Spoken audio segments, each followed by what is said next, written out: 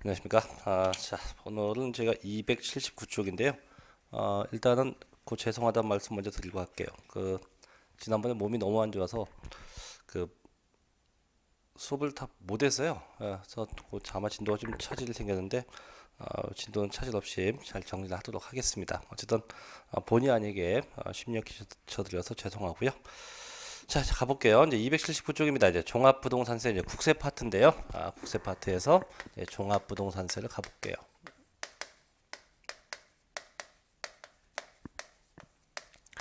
일단은 이 종합부동산세는 얘는 이제 부동산 보유세예요. 얘도 이제 부동산이 보유되었을 때 납부하는 세금인데, 일단 성격은 재산세와 똑같아요. 그래서 매년 일단 얘도 6월 1일에 납세 의무가 성립이 돼요. 그래서 6월 1일에 납세 의무가 성립이 되고, 이 내용은 재산세하고 지금 하고자 하는 이 종합부동산세하고 둘 다 똑같아요. 그래서 둘 다 같은 성격이 있다. 다만 이제 하기에 앞서서 이 재산세하고 종합부동산세하고 진짜 엄청나게 큰 차이점이 있는데 요건 좀 기억을 해야 돼요. 첫째는 재산세인데 요 재산세하고 그 다음에 종부세 이 종합부동산세하고 어떤 차이가 있냐면 재산세는 뭐 지난번에 배웠지만 그 재산 가격, 가액, 전액에 대해서 세금을 과세합니다.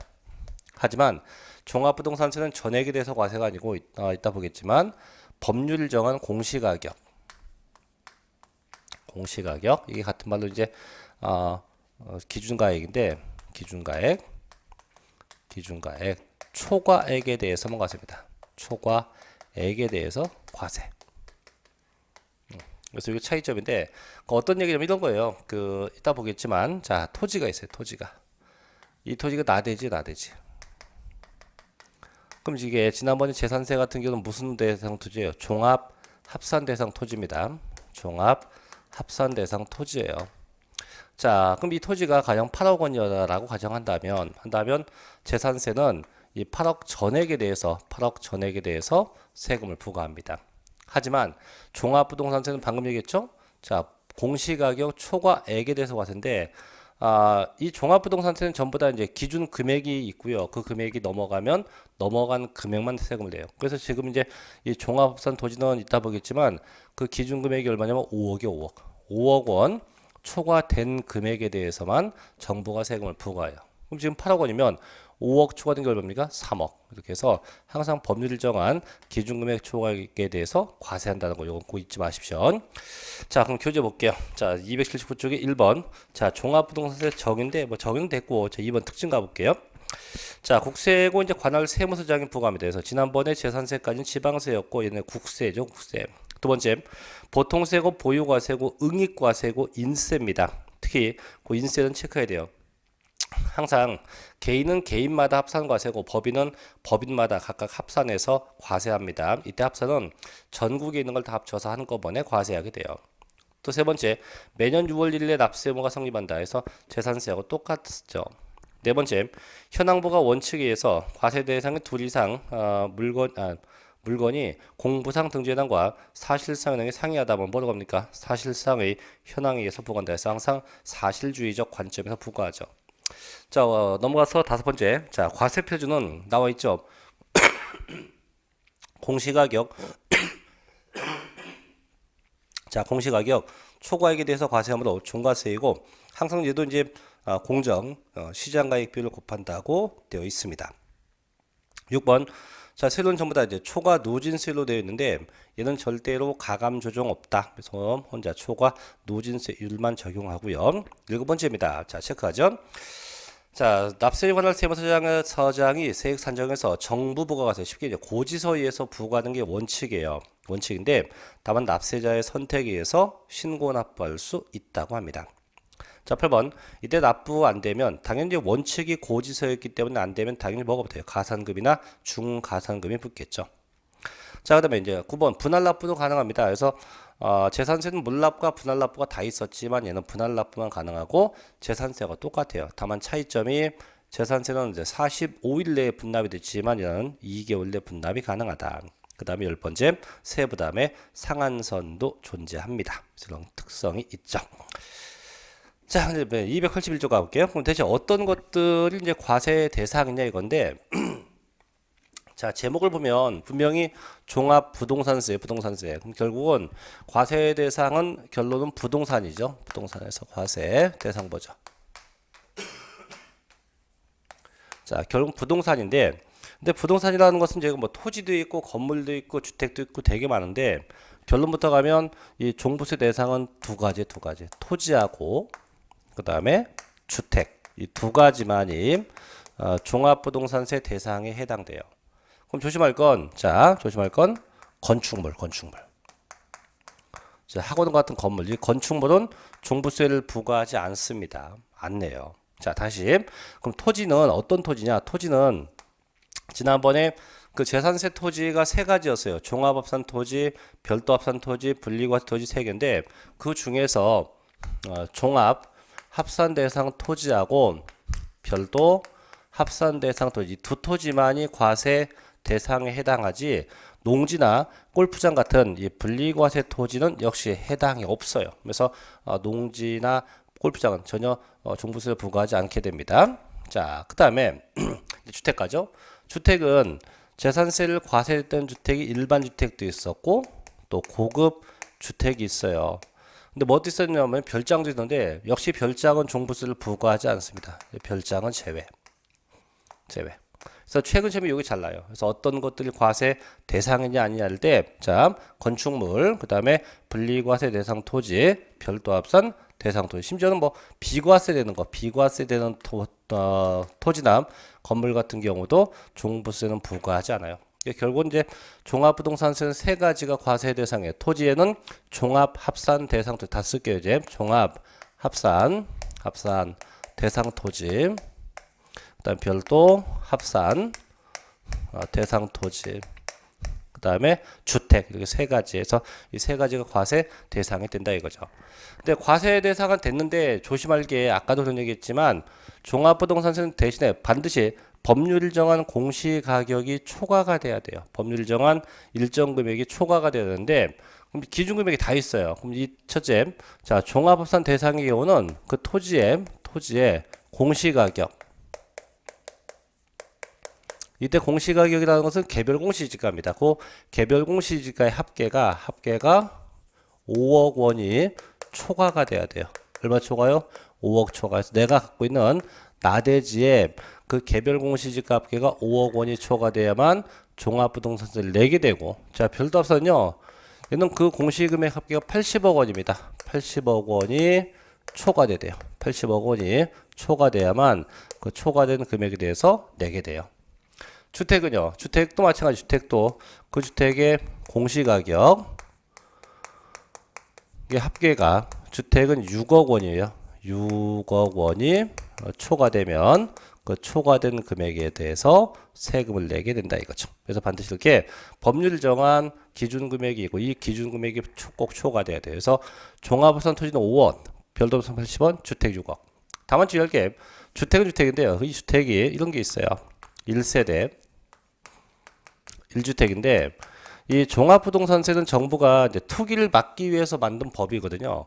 근데 주택을 한 채 가진 분, 이런 분은 투기꾼이 아니지 않습니까? 그래서 이 1세대 1주택은 공시금액 합계가 6억이 아니고 9억 좀 혜택을 줍니다. 해서 9억 원이 초과되었을 때 과세하게 돼요. 다만 주의할 게 이 1세대 1주택은 조심할 게 남편이건 부인이건 단독 소유가 돼야 돼요. 단독 소유한 주택에 한해서만 해당됩니다.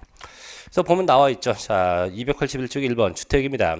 자, 주택은요, 세대 구성원이 장기간 독립된 주거 생활할 수 있도록 구조로 된 건축물의 전부나 일부 및 그 부속 토지를 의미합니다. 또 이는 단독주택과 공동주택으로 구분합니다. 허나 주택 중에서 나와 있죠. 별장은 고유래 세율로 재산세를 이미 과세했기 때문에 종부세는 부과하지 않게 돼요. 또 두 번째 토지입니다. 자, 1번 토지는 뭐 공간정보 구축이 쭉 해서 끝에 사실상 현황에 연다되어 있는데 중요한 건 2번이죠. 자, 종합부동산세는 재산세 과세 대상 토지 중 종합합산 대상 토지 및 별도 합산 대상 토지만 종합부동산세 과세 대상에 해당되고, 자, 요건 해당한대요. 분리과세 토지, 또 비과세나 면제 감면 대상 토지는 역시 해당되지 않는다 이거죠. 그럼 결국은 이 두 개, 그래서 토지하고 주택 중에 주택이고, 다시 토지는 종합합산 대상 토지하고 별도 합산 대상 토지만 해당한다는 거, 이런 내용은 알고 있어야 됩니다. 넘겨보시면 예제가 나올 건데 볼게요. 예제 보세요 한번. 자, 최근에 패턴 문제가 1번 같은 건데 보죠. 자, 종합부동산세 과세 기준을 현재 과세 대상 자산이 아닌 것을 모두 골라봐라 고 돼 있네요. 첫째, 여객자동차 운송사업의 면허를 받은 자가 그 면허에 따라서 사용하고 있는 차고용 토지입니다. 차고는 별도 합산 대상 토지예요. 가능합니다. 그 대신에 반드시 기준 금액이 넘어야 돼요. 자, 보니까 토지 금액이 100억이다. 그럼 80억이 넘었으니까 종부세를 내겠죠. 두 번째, 자, 국내에 있는 부부 공동 명의, 자, 지분이 똑같답니다. 똑같고 1세대 1주택이었다. 근데 공시금액 10억인데, 자, 주택은요, 이게 1세대 1주택 단독 소유면 기준 금액이 9억인데 1주택이어도 부부가 공동 소유하면 지분 금액은 6억, 기준 금액은 6억이에요. 근데 지금은 10억짜리 아파트 주택을 남편하고 부인하고 반반 소유했대요. 5억씩 소유했대요. 그럼 6억이 넘지 않기 때문에 둘 다 종합부동산세를 낼 일은 없다는 얘기죠. 없습니다. 자, 세 번째, 공장 건축물. 자, 건축물도 아까 얘기죠. 건축물도 종합부동산세 내지 않습니다. 그 다음에 네 번째, 회원제 골프장. 골프장 불리고 왔으니까 역시 해당이 없겠죠. 그래서 해당이 없는 거는 니은, 디귿, 닐번이네요. 그죠? 5번이 정답이 되겠네요. 자, 그래서 이렇게 이제 과세 대상까지 정리해봤고, 이제 그럼 어떻게 세금을 매길 거냐 이건데, 자, 넘겨보시면 주택에 대한부터 하죠. 자, 교재 284쪽인데, 이제 실제는 최근에는 시험이 이게 잘 나고요. 이게 자주 나고, 그 다음에 이제 지금부터 볼 건 계산에 대한 얘기인데, 솔직히 계산 공식은 의미가 없어요. 계산 공식은 의미가 없고, 다만 이제 어떤 형태가 되어 있는지 그 형태만 구분하면 되고, 그래서 보통 내용을 묻는 거는 주택에 대한 내용이 많고, 토지는 거의 내용을 묻는 문제는 나지 않습니다. 그래서 일단 이 주택에 대한 내용부터 다시 볼게요. 자, 주택 가볼게요.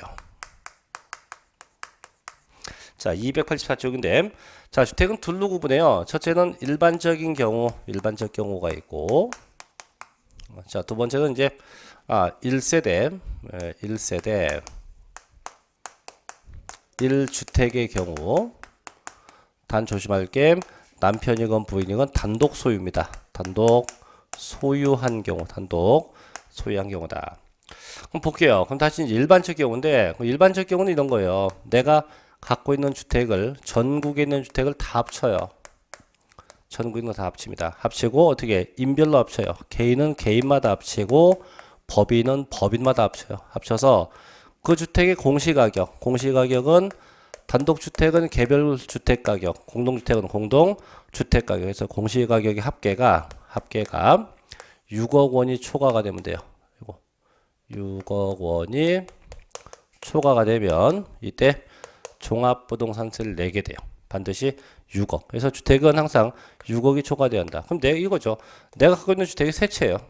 세 채인데 뭐 3억, 4억, 4억이다. 합이 10억짜리 집이에요. 아이고, 3억, 4억이에요. 3억, 4억이다. 합이 자, 10억짜리 주택이에요.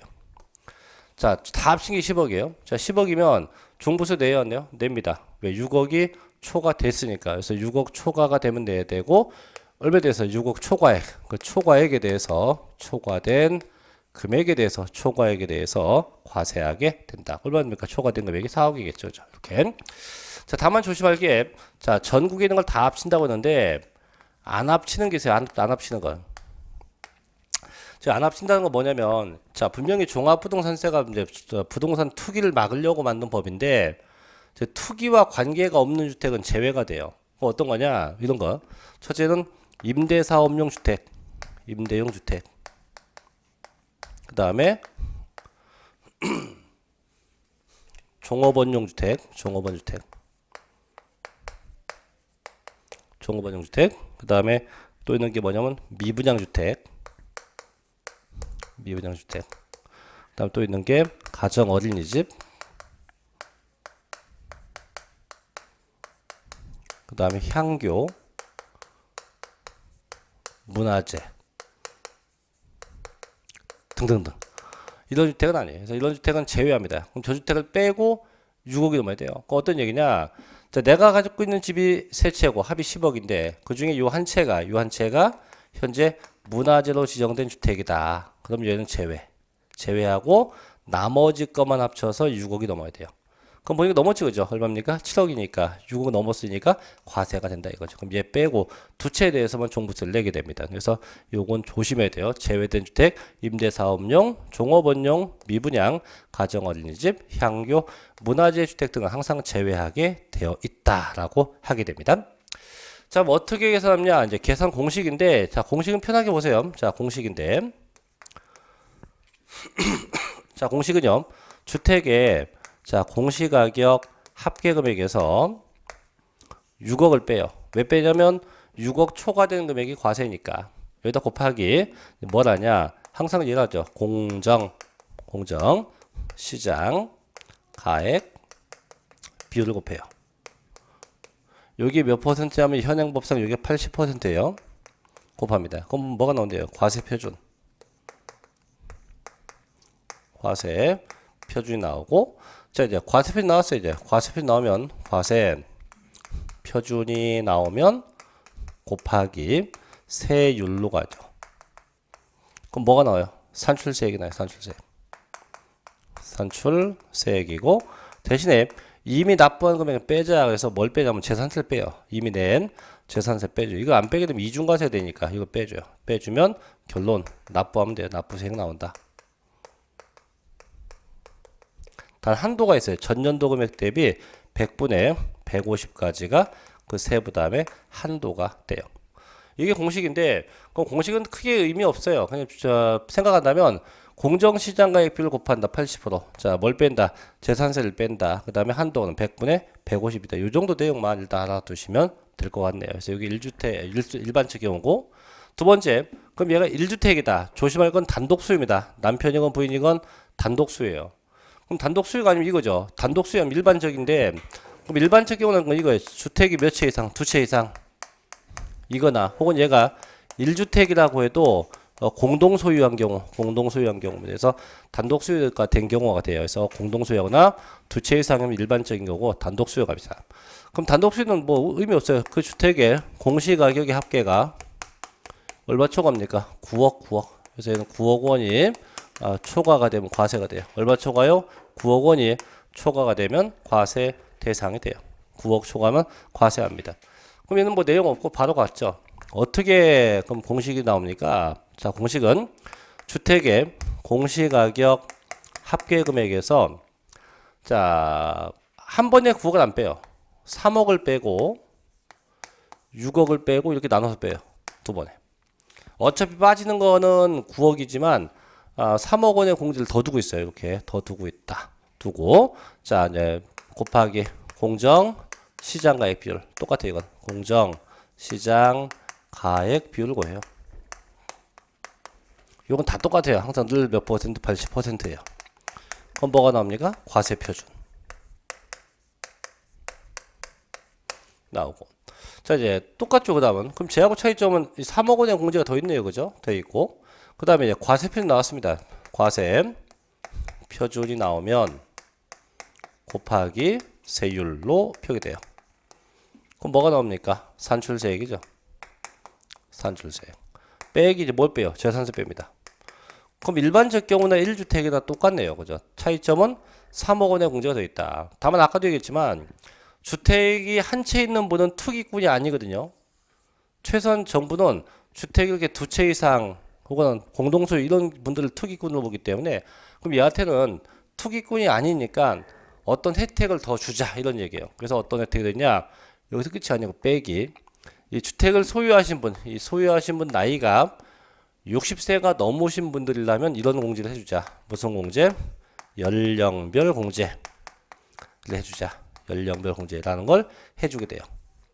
그래서 나이가 만 60세 이상인 분들에 대해서 해주자. 그죠?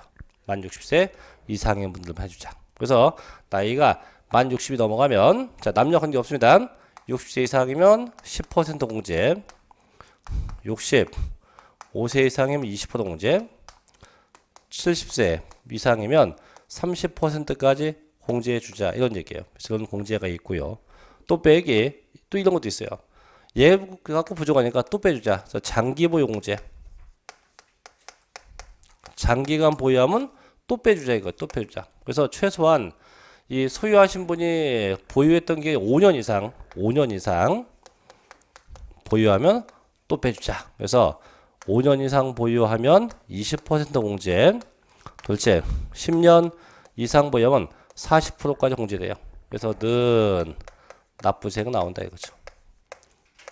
단 한도는 전년도 금액의 100분의 150까지가 한도가 돼요.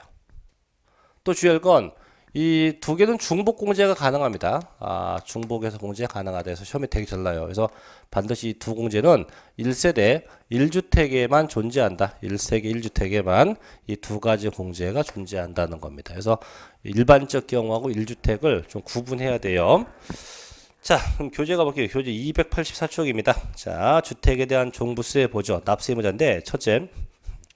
자, 과세 기준일 현재입니다. 주택분 재산세 납세 의무자로서 국내에 있는 재산세 과세 대상 주택의 공시가격을 합한 금액이 6억 원 초과한다는 종합부동산세를 낼 의무가 있다. 단 2번, 다음 중 어느 하나에 해당된 주택은요, 주택분 종합부동산세 과세표준 합산 대상되는 주택 범위에 포함되지 않습니다. 그래서 1번 합산배제 임대주택이에요. 그래서 밑에 도표에 보면 합산배제 임대주택이라고 해서 쭉 나와 있죠. 그래서 결론은 뭐냐면 이제 임대사업자라고 해도 밑에 네모 칸에 있는 그런 요건을 갖춘 임대사업자일 때만 그 주택이 제외가 돼요. 그럼 이걸 다 외우기는 힘들고 두 개만 좀 기억할게요. 첫 번째 박스에 건설임대주택하고 두 번째에 있는 매입임대주택, 일단 그 두 개. 그래서 요건 보니까 자, 건설임대주택은 이제 보니까 전용면적이 149제곱미터 이하고요. 과세기준일 2, 공시금액이 6억 이하고, 또 임대호수는 두 채, 2호가 두 채예요. 두 채 이상이고, 또 임대기간도 몇 년, 최소 5년 이상 돼야 됩니다. 두 번째, 자, 매입한 주택도 있죠. 매입임대주택은 첫째, 공시금액이 6억, 단 수도권 밖은 얼마입니까? 3억 이하야 되고, 역시 임대호수는 한 채 이상이야 돼요. 한 채 이상이고, 역시 임대기간 5년 이상, 그런 요건을 갖추었을 때만 제외돼요. 그럼 내가 매입한 임대주택이어도 그 요건 못 갖추게 되면 무조건 종합부동산세 내야 돼요. 그래서 반드시 요건을 갖춰야 됩니다. 자, 그것만 이제 또 있어요. 좀 풀어 갑시다. 두 번째, 합산배제 기타 주택이에요. 첫째, 자, 종업원에게 무상이나 저가로 제공하는 사용자 소유의 주택으로서 반드시입니다. 국민주택 규모 이하의 주택과 종업원의 주거에 공하기 위한 기숙사 및 사원용 주택, 쉽게 얘기하면 종업원용 주택은 제외합니다. 다만 요번에 법이 최근에 바뀐 게 있는데 그 기억번이요. 자, 현재 써 있는 게 국민주택 규모 이하라고 돼 있죠, 그죠? 거기에 하나 더 적어요. 옆에다가 국민주택 규모 이하이면서 공시가격 3억 이하. 다시 국민주택 규모 이하이면서 공시가격 3억 원 이하입니다. 그런 주택은 제외가 돼서 3억이라는 단어가 추가됐어요. 자, 니은번 기숙사입니다. 자, 디귿번 가볼게요. 과세 기준은 현재 사업자 등록을 한 다음의 어느 하나에 해당하는 하는 건축하여 소유하고 있는 뭐 미분양 주택, 얘도 제외해요. 또 그다음에 니을번 세대원이 영유아 보육법에 따라서 자, 시장군수구청장이 인가를 받고 소득세법에 따라서 고유번호를 부여받은 후 과세기준 현재 5년 이상 계속해서 운영하는 뭐 가정어린이집도 있네요, 그죠? 가정어린이집. 다음 미음번 또 있네요. 끝에 미분양주택입니다. 다 써있네요, 전부 다. 자, 또 넘겨볼게요. 286쪽에 가면 맨 위에 비읍번. 자, 연구원에게 준 주택, 연구원용 주택이에요. 또 시읍번도 있죠. 자, 문화재 주택이에요. 문화재 주택. 그 다음에 이응번은 겁나게 기니까 이응, 지읒, 칫은 넘어가고 우측 페이지 가볼게요. 자, 287쪽 맨 위에 가면 키업번 노인복지주택 끝에 있어요. 노인복지주택. 자, 티귿번도 있죠. 향교용주택. 이런 주택들에서 이런 주택들은 포함하지 않습니다. 이런 주택은 전부 다 포함하지 않게 돼요. 그래서 그런 거 다 제외해서 이런 거 다 제외하고 나머지 주택만 가지고 세금 계산이 되면 돼요. 자, 또 넘겨서 이제 그럼 어떻게 계산하냐, 이게 계산 방법인데, 자, 288쪽 가면 두 번째, 자, 과세 표준이라고 나올 거예요. 과세 표준. 자, 핵심 체크 보니까, 자, 주택은 두 가지. 일반적 경우는 합계금액에서 3억을 빼고 6억을 빼죠. 그죠? 근데 이게 그냥 일반적이면 어떻게? 합계금액에서 그냥 얼마만? 6억만 빼면 끝납니다. 거기다가 이제 초과금액 나오면 공정시장가액 비율을 곱하고 다시 뭘 곱해요? 과세표준 곱하면 과세표준 세를 곱하면 세액이 나오죠. 그죠? 그래서 밑에 1번 본문 갑니다. 자, 주택에 대한 종합부동산세의 과세표준은 납세 의무자별로 주택의 공시가격을 합한 금액 단거리고 과세 기준 현재 세대원정 한 명이 해당 주택을 단독으로 소유하고 있는 경우로서 1세대 1주택입니다. 1세대 1주택 가르고 세대원정 한 명만이 주택분 재산세 과세 대상인 1주택만을 소유한 경우로서 그 주택을 소유한 국내에 주소를 두거나 183일 이상 거소를 둔 자다. 어쨌든 간에 1주택은 3억 원을 공제하고 다시 얼마 6억을 또 공제합니다. 계속 이 얘기 지금 몇 번 얘기해요 지금요. 자, 거기다가 부동산 시장의 동향과 지방재정 여건구조에서 100분의 60부터 100분의 100까지 범위 내에서 자, 뭘 곱합니까? 공정 시장가액 비율을 곱한다. 다만 끝에 그 금액이 0보다 작다. 즉 마이너스가 났으면 0을 본다. 그 얘기는 과세하지 않는다 이거예요. 그럼 최소한 이 곱하기 공정시장가액 비율에서 이 과세 표준이 0보다 커야 돼요. 0보다 커야만 그때부터 과세가 성립이 돼요. 그럼 다시 또 나오지 맨 밑에 보니까 자, 일반적인 경우 합계금액에서 6억을 빼요. 거기다 공정시장가액 비율을 곱하죠. 밑에 1주택의 경우 합계금액에서 3억을 빼고 6억을 또 뺍니다. 거기다 왜요? 공정 곱하기 공정시장가액 비율을 곱한다고 되어 있습니다. 그래서 지금 계속 그 얘기죠. 그래서 일반적과 차이점은 일반적인 건 얘는 6억만 빼면 되지만 1주택은 어떻게 3억을 빼고 6억을 빼고 이렇게 두 번에 걸쳐서 빼게 되어 있습니다. 자, 이제 우측에 두 번째 세대의 범위인데 얘는 왜 나왔냐면 요것 때문에 1세대 1주택인데 자, 세대라는 얘기는 한 가족에 큰 의미 없어요. 읽어보면 되는데 중요한 건 중간에 보면 괄호 3번하고 4번입니다. 자, 두 개 묶어줍니다. 밑에 3, 4번. 그래서 3번이 보니까 혼인 뭐 쭉 돼 있고 4번이 동거부양 되는데 그 두 개를 가만히 보면 둘 다 공통점이 중간에 5년이라는 얘기가 있어요. 이게 뭐냐면 어느 정도 이제 유예기간 준다는 건데 자, 분명히요. 1세대 1주택은 주택의 공시금액이 아까도 얘기했지만 얼마 초과입니까? 9억 원이 초과가 돼야 종합부동산세를 내요. 9억이 초과돼야만. 자, 근데 이런 일이 생겼어요. 자, 갑이 있는데 갑이 현재 1세대입니다. 자, 아파트가 하나 있어요. 1주택이에요.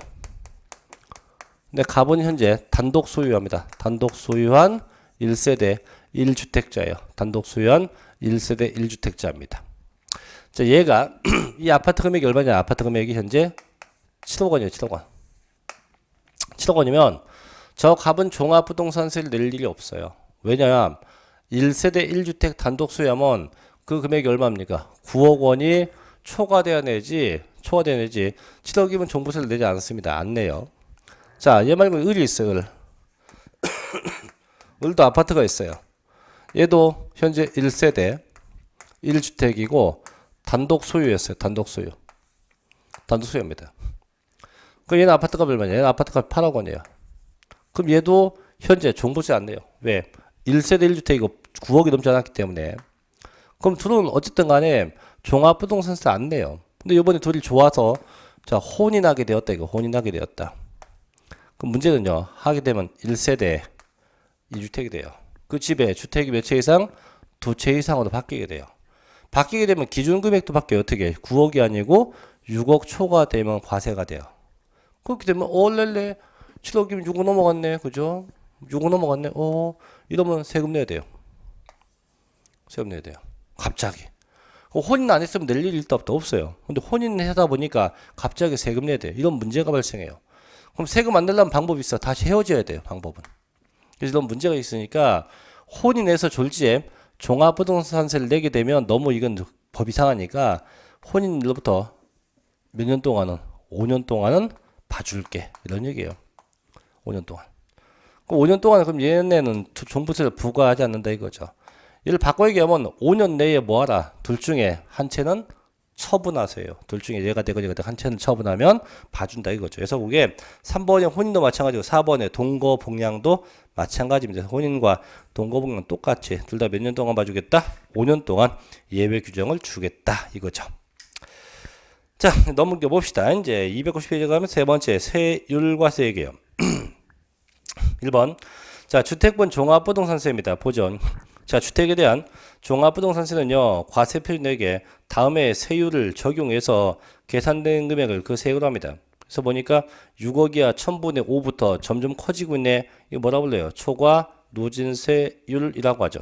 그래서 결국은 종합부동산세는 다 초과 누진세예요. 그 숫자 외우지 마세요. 그냥 세율을 곱한다. 그래서 초과 누진세율로 되어 있다 이거죠. 산출세액 나오고, 자, 이제 우측의 두 번째, 자, 메뉴 2번. 자, 주택분 과세 표준 금액에 대해서는 해당 대상 주택의 주택분 재산세로 부과된 세액은 이를 뭐한다? 공제합니다. 아까 여기 있죠. 재산세 뭐한다? 뺀다. 안 빼게 되면 뭐가 돼? 이중과세 되니까 재산세 빼요.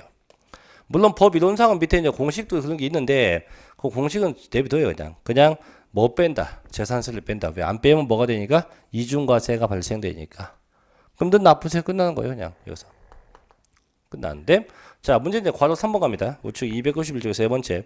1세대 1주택으로서, 자, 세대원 중 한 명이 단독 소유입니다. 단독 소유한 경우에 공제액인데, 자, 보세요. 다음에 공제를 적용한다. 또, 그것도 꼭 있었네요. 연령별 공제와 장기 보유 공제는 중복하여 적용할 수 있다. 그죠? 그래서 1번, 맨 밑에 연령별 공제. 과세 기준은 현재 만 60세 이상이에요. 인 1세대 1주택자입니다. 이 공제액은 산출된 세액에서 다음에 배달하는 공제율 곱한다. 그래서 이 산출세액에, 이거죠. 산출세액에 60세 이상이면 10%요.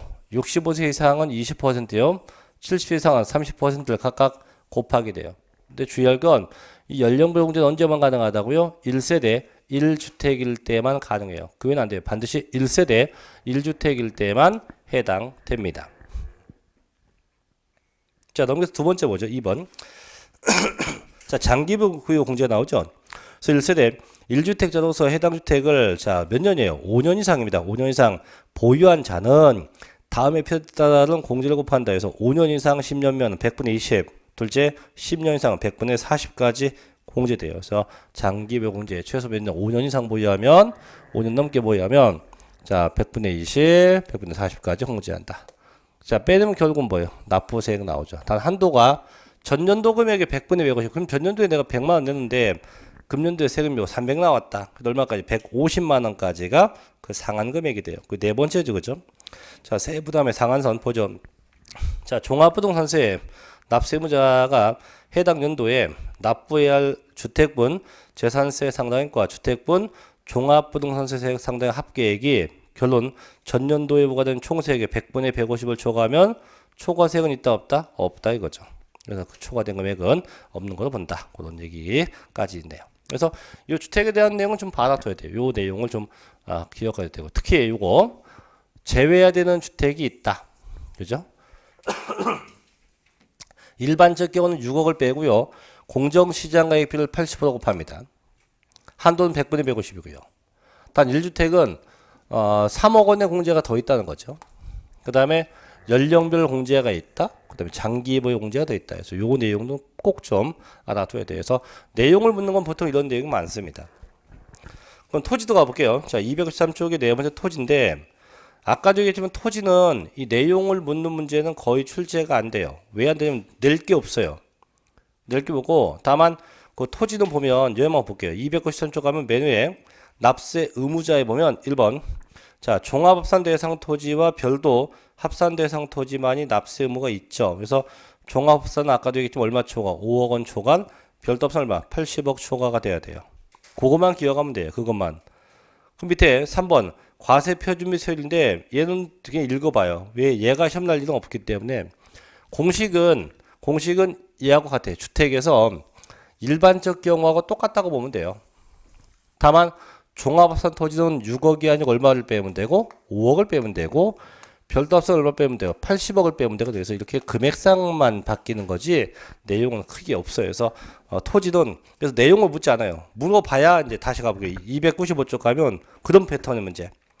토지 중에서 뭐 종부세 대상이냐 아니냐 이런 문제. 그래서 보통 이런 문제가 언급되지 토지는 절대 내용 묻지 않습니다. 그래서 주택에 대한 내용은 좀 알아두고 토지는 다시 한번 종합합산 토지 얼마 초과요? 5억.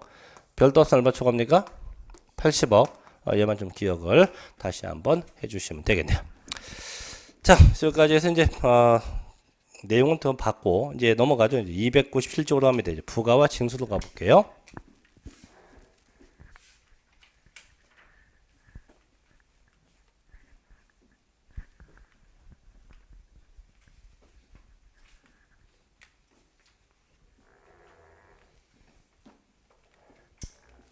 자, 부가징수인데 얘도 가끔은 한 문제씩 나요. 가끔은. 종합부동산세가 한 문제 나는데 보통 여기서도 가끔 나긴 나는데 자, 보죠. 부가징수.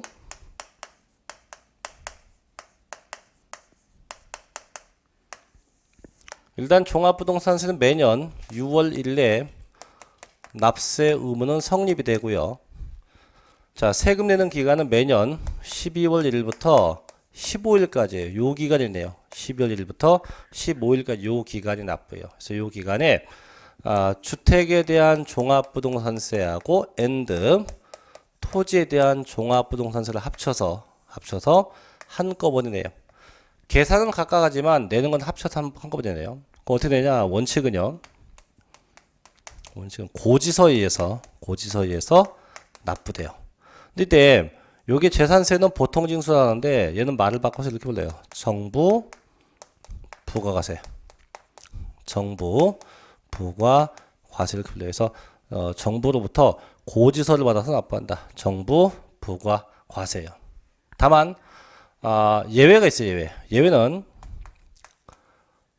국가가 보낸 고지서 못 믿겠다. 그래서 내가 나의 선택에 의해서 납세자 선택에 의해서 신고 납세 가능해요. 납세자의 선택에 의해서 신고 납세할 수 있대요. 그래서 원칙은 고지서인데 나의 선택에 의해서 신고 납부가 가능하게 되어 있습니다. 그래서 자, 보세요. 이제 1번 과세 기준일은 매년 6월 1일로 합니다. 그죠? 자, 납세지인데 요것도 먼저 얘기할게요. 자, 저희가 지금 하고 있는 이 종합부동산세가 국세예요. 국세이기 때문에 국세는 국세끼리 납세지가 똑같고요. 지방세는 지방세끼리 똑같은데 그럼 이 종합부동산세는 개인이 내기도 하고 법인이 내기도 해요. 근데 저희는 보통 개인 걸 좀 보면 되는데 그럼 개인은 자 국세입니다. 개인은 국세이기 때문에 이 납세지가 소득세하고 똑같아요. 소득세하고 납세지가 동일해요. 왜 똑같냐면 어차피 소득세도 국세이기 때문에 둘 다 국세이기 때문에 소득세도 똑같고 법인은 뭐가 똑같냐? 법인은 국세에서 법인세하고 납세지가 똑같아요. 법인은 법인세하고. 그래서 개인은 소득세가 똑같고 법인은 법인세하고 그 납세지가 동일하다고 해요. 그럼 개인 거 볼게요. 근데 자, 저희가 이제 국세입니다. 요 개인을 둘로 나누어요. 첫째는 거주자가 있고 둘째는 비거주자. 배가 아니고 비거주자. 항상 거주자, 비거주자 둘로. 그래서 그럼 거주자가 뭐냐? 거주자는 국내에 주소를 두거나 혹은 주소가 없으면 국내에 183일 이상 거소가 있는 자. 이런 자가 거주자에서 국내에 주소가 있든가 혹은 183일 이상 거소 있는 자 이런 자를 뭐라 불러요? 거주자라고 하고 그럼 비거주자는 뭐예요? 국내에 주소 같은 거 없는 자입니다. 또 183일 이상 거소 같은 거 없는 자예요.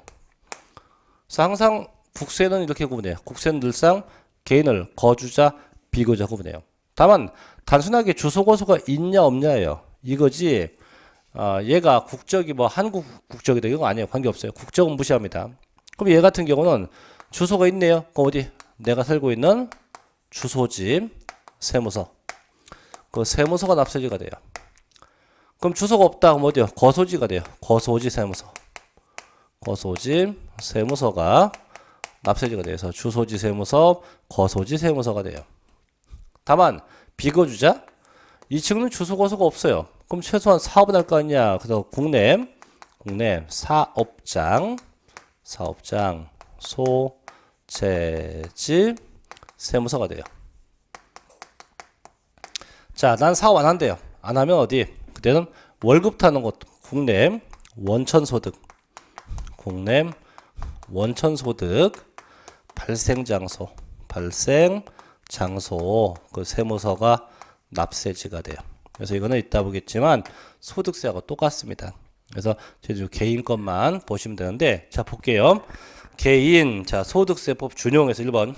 자 거주자에 대한 종합부동산세는요 어디 그 주소지로 합니다. 다만 주소가 없다 어디요? 거소지로 하게 돼요. 2번. 자 비거주자에 대한 종합부동산세 납세지는 어디예요? 국내 사업장 소재지가 돼요. 그나마 국내 사업장이 없다 그럼 어디? 국내 원천 소득이 발생하는 장소로 하기도 하고, 그나마 다만 내비둬요. 그냥 원칙과 예, 그 정도만 되면 되고. 두 번째 법인 갑니다. 법인은 법인세법을 준용하네요. 그래서 끝에 본점이나 주사무소의 소재지 그거 체크해요. 본점이나 주사무소의 소재지가 납세지가 될 수 있습니다. 자 넘겨볼게요. 이제 그 다음에 자 이제 부가징수인데, 자 여러분 원칙 나오네요. 아까 어떻게 해요? 고지서에서 부과합니다. 정부 부과 과세한다 해서 항상 원칙은 고지서예요. 그래서 1번 세무서장은 납부해야 할 종합부동산세액을 결정해서 당해년도 12월 1일부터 15일까지 뭡니까? 부과 징수합니다. 2번 자 세무서장은요 종합부동산세를 징수하고자 하는 때에 납세 고지서에 주택 및 토지로 구분한 과세표준세액을 기재해서 납부기 개시 5일 전까지 발부한다. 어쨌든 중요한 건 뭡니까? 중요한 건 고지서 받는 게 원칙이다. 단 이번 예외. 자 신고납세죠. 첫째, 정부부가 과세제도도 불구하고 종합부동산세를 신고납부 방식으로 납부하고자 하는 납세 의무자는 종합부동산세의 과세표준세액을 당해년도 똑같아요. 12월 1일부터 15일까지 뭐예요? 신고해야 한다. 자 신고한 부위에 1번에 따른 결정은 없었던 걸로 본대요. 그래서 원칙은 고지서인데 나의 선택에 의해서 뭐가 가능합니까? 신고할 수 있다. 그래서 꼭 조심해야 됩니다. 자 네 번째가 이제 가산금인데, 자 징수 방법이 원칙이 고지서기 때문에 법정 기간 내에 안 내면 당연히 붙죠. 뭐가 붙어요? 가산금. 몇 퍼센트가? 3%가. 근데 얘가 계속 안 내고 버틴다. 버티면 또 붙어요. 또 붙는 게 무슨 가산금? 중가산금. 몇 퍼센트? 1.2%씩을 이제까지 최고 60개월 동안 붙게 됩니다.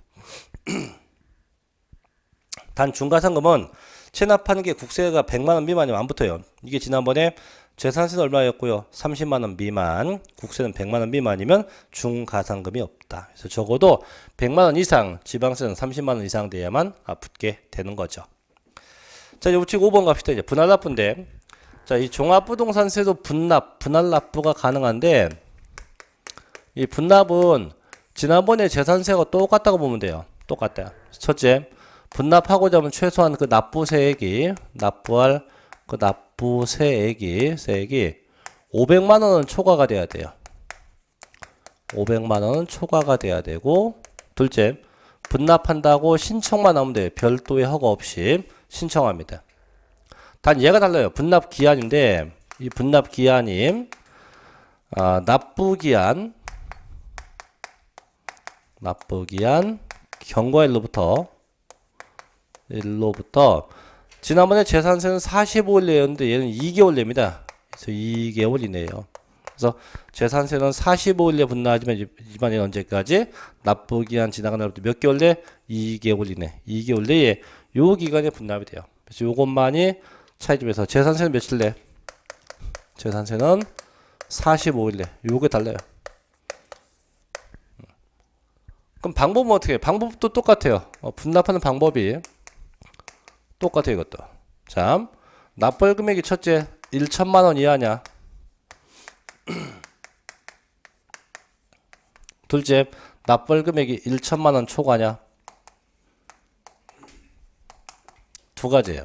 그래서 1천만 원 이하면 500만 원 초과 금액, 500만 원 초과액이 분납이 되고, 둘째 1000만 원 초과했다. 일단 반토막 50%입니다. 50% 이하의 금액이 분납이 돼요. 그럼 가령 내가 낼게, 자 700이었다. 그럼 처음에 내고 또 내요. 또 낼게 얼마인데 500만 원 초과된 거 얼마 200 그럼 당연히 앞에는 500 내면 되겠죠. 이렇게 둘째 내가 낼게 1000만 원 초과했다. 그럼 내가 낼게 뭐 2천만 원이었다 라고 하면 처음에 내고 또 내요. 이때 낼게 토탈 금액의 반이야. 얼마인데 1000만 원. 그럼 당연히 앞에 얼마 똑같이 1000만 원 이렇게 해서 분납돼서 분납은 재산세가 똑같아요. 다만 차이점은 그 기간상 차이만 있어요. 그래서 밑에 보면 자 299쪽 맨위엠 자 분할납부 1번입니다. 관할 세무서장은요 종합부동산세로 납부할 세액이 500만 원 초과할 경우 그 세액의 일부를 납부기한 지난 날부터 몇 개월 내 2개월 내에 분할 납부할 수 있다. 그래서 재산세 며칠 내였고 45일 내였고 이는 면제까지 2개월 내 분납이 돼요. 둘째 분납할 수 있는 세액도 있네요. 첫째 납부할 세액이 1000만 원 이하면 500만 원 초과 금액이 되고 둘째 1000만 원 초과했다 그럼 반이야 100분의 50 이하 금액이 분할 납부가 된다고 할 수 있습니다.